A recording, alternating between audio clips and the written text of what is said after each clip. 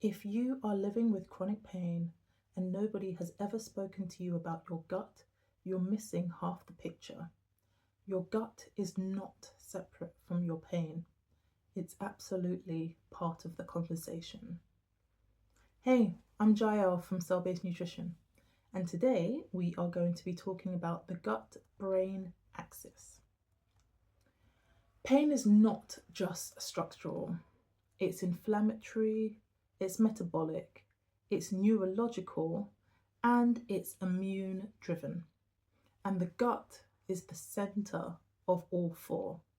Now, it will be impossible in one video, in a reasonably lengthed video, to discuss this topic in totality, but I want to be able to give you a broad enough overview for you to begin to implement some basic changes, and also to give you a starting point to do some research if this is the first time that you are hearing that there's a connection. So let's talk about the gut and nervous system link. There is constant communication between our gut, so our digestive tract, our gastrointestinal tract, and our brain, and that is via our vagus nerve. It is also through immune signaling and through microbial metabolites. When our gut lining is inflamed or irritated, the nervous system reads that as a threat. And that threat increases sensitivity. And sensitivity, as we've discussed before, increases pain perception. And this is not imaginary. This is neuroimmune crosstalk. So let's discuss why irritability is considered a threat. This is because of gut permeability. So our gut has a selective barrier. It allows certain molecules, certain sizes, certain weights to be absorbed, lets them in, and it doesn't allow others. Now, when that barrier becomes more permeable, so when that barrier weakens, it starts to allow molecules in that wouldn't otherwise be allowed in. And those molecules then pass into circulation. And then our immune system reacts, because our immune system reacts when it sees anything that isn't supposed to be there. So molecules of the wrong size are now being absorbed, they're in systemic circulation, our immune system reacts, that causes a spike in inflammation. And then, of course, our pain thresholds lower. When our immune system is activated, our ability to tolerate pain reduces significantly. Our system is more activated. Our microbiome, any shifts or changes that happen, upset the gut. Pain, stress, poor sleep, medication all change the gut microbiome. What we eat changes the gut microbiome. Whether we're constipated or not, changes the gut microbiome. We also have pathogenic or harmful bacteria that causes upset and is linked to several disease processes. And our gut also contains opportunistic bacteria, and they only cause issue when the body is in a weakened state or if the balance of microbes is altered somehow. And so reduced microbial diversity is caused when we aren't eating enough of a variety of foods, particularly whole foods, particularly plant-based foods. So this is the importance of why eating a balanced diet, sufficient fruits and vegetables is important. We've all heard the saying that you're supposed to consume 5 a day. Well, in fact, when the 5 a day was launched some decades ago, the World Health Organization actually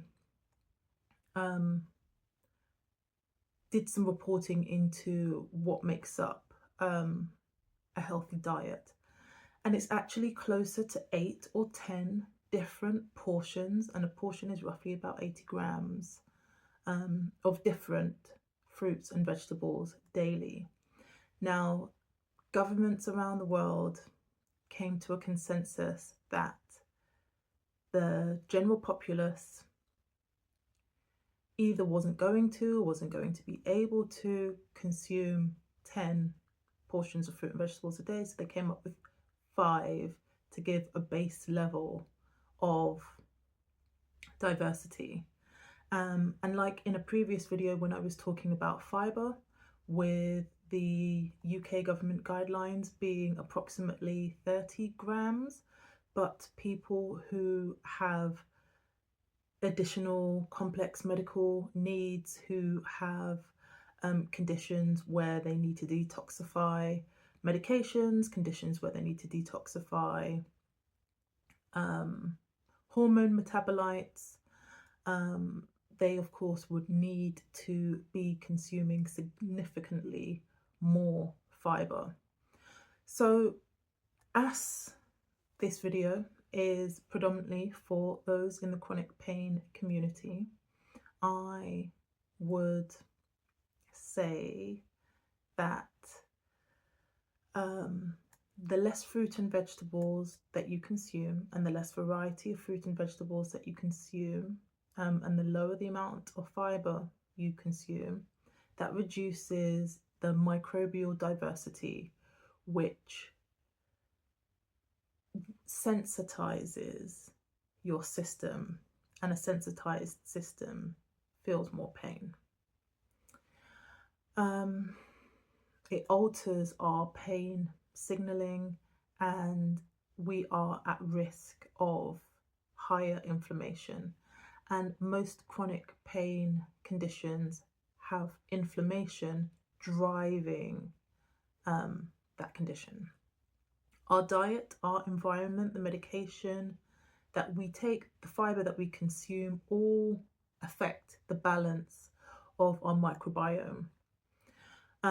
Certain gut bacteria produces fatty acids, which are essential for reducing inflammation, regulating inflammation, and supporting the gut lining.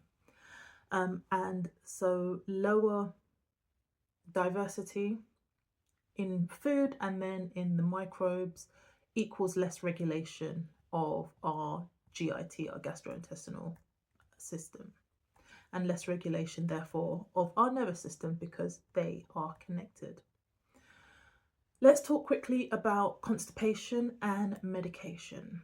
So opioids, antidepressants, which I would say a large proportion of people who are living with chronic pain, chronic fatigue, complex medical needs would have been diagnosed, would have been prescribed, I beg your pardon, these at some point. And some other medications as well.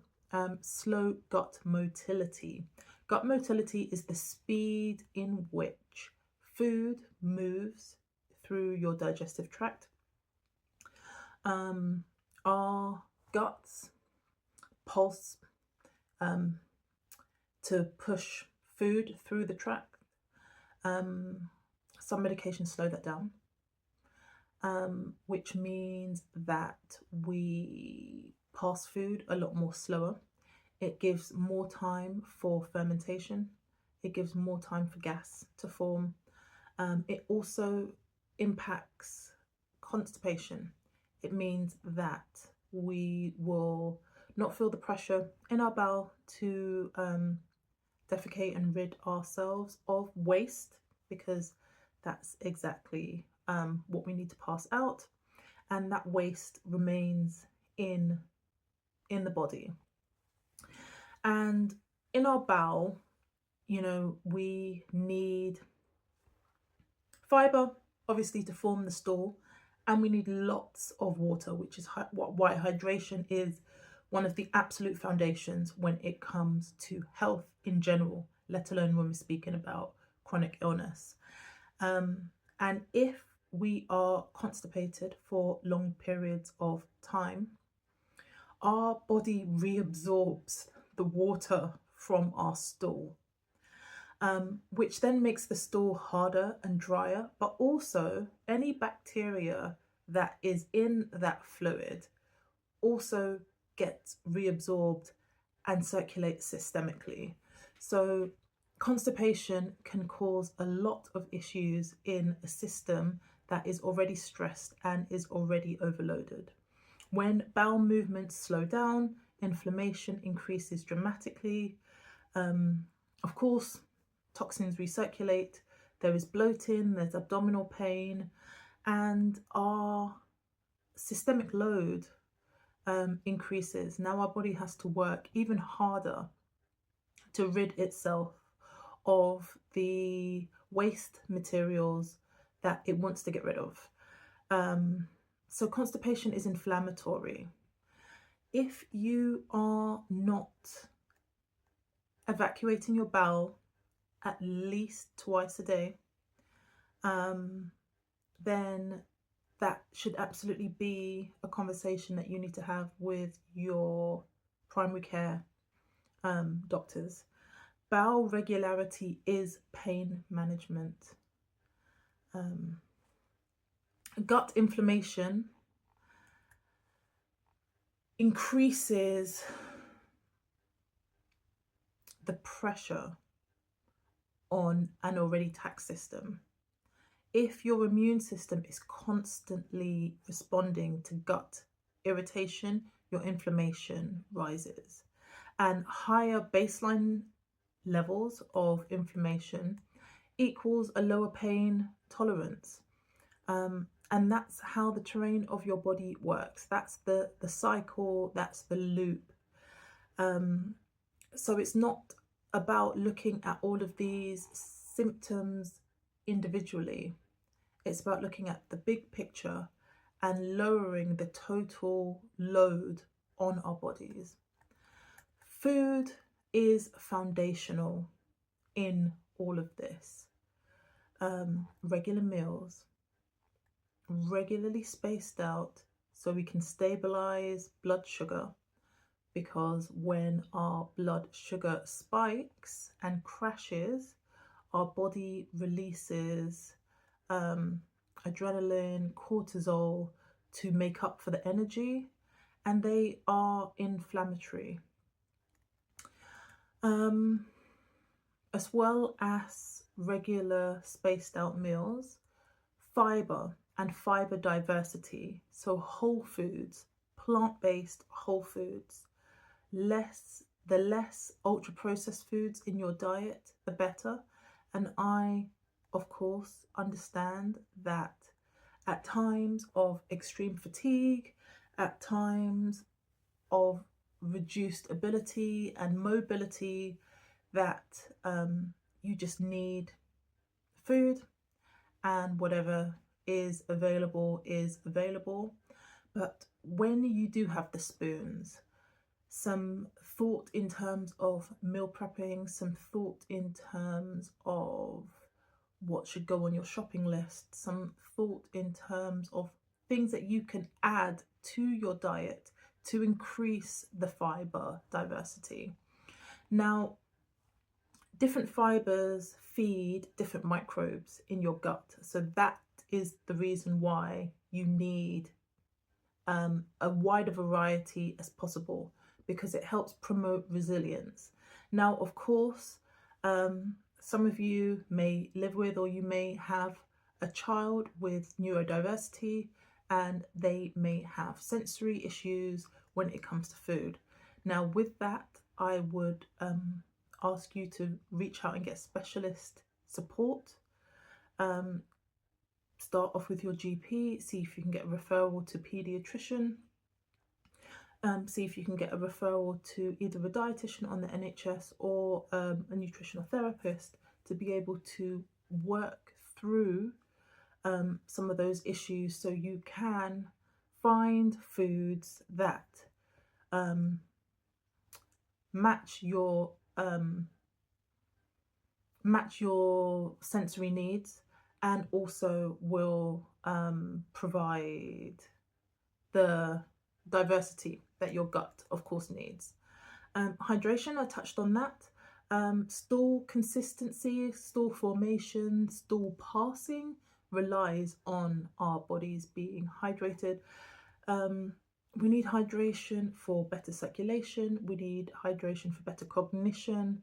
Dehydration worsens basically any symptom that you're experiencing.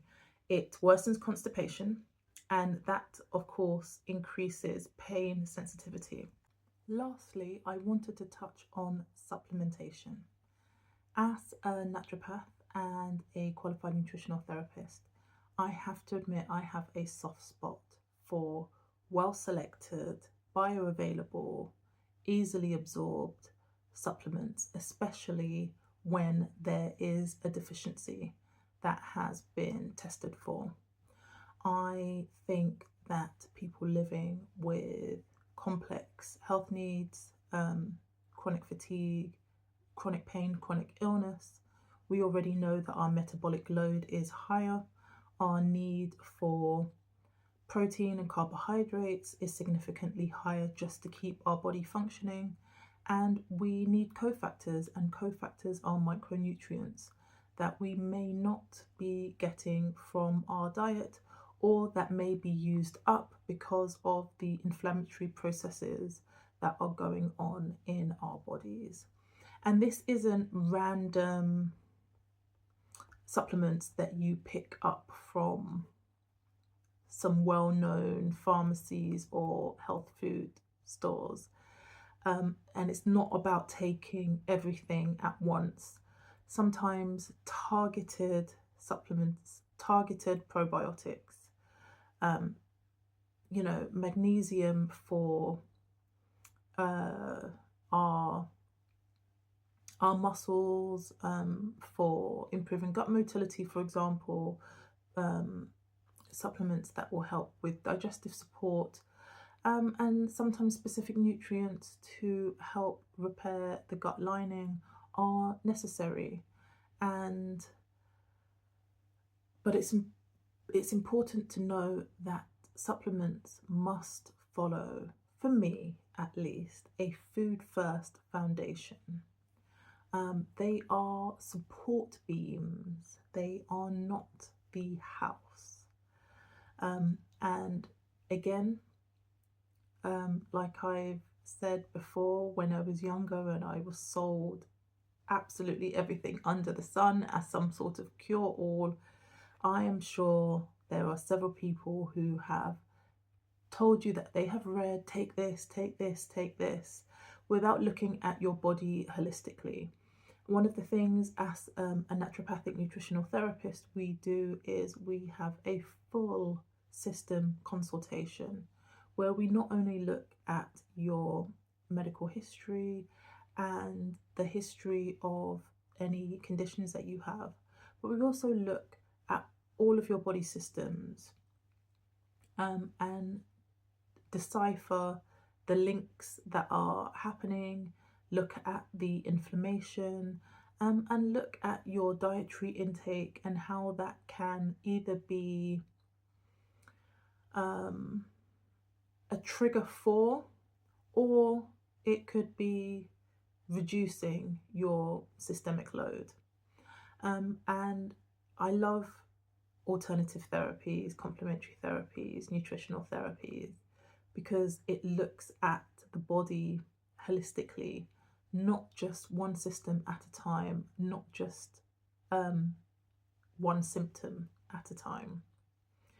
If you are spending money on supplements and are not necessarily seeing the difference, if you're spending money on supplements and are perhaps skipping meals, not hydrating as well as you should be. You're building your foundations on sand. It's not on solid ground. So if any of this has changed how you see pain and how you see pain in relation to nutrition, don't ignore that. Use this as a launch pad to do more research. Start with the foundations: fibre, hydration, eating regularly, protein, blood sugar stabilization, and then build. Our chronic illnesses didn't develop in a day, and our ability to steady our nervous system and reduce inflammation, and thereby reducing or modulating our pain, is also not going to happen in a day.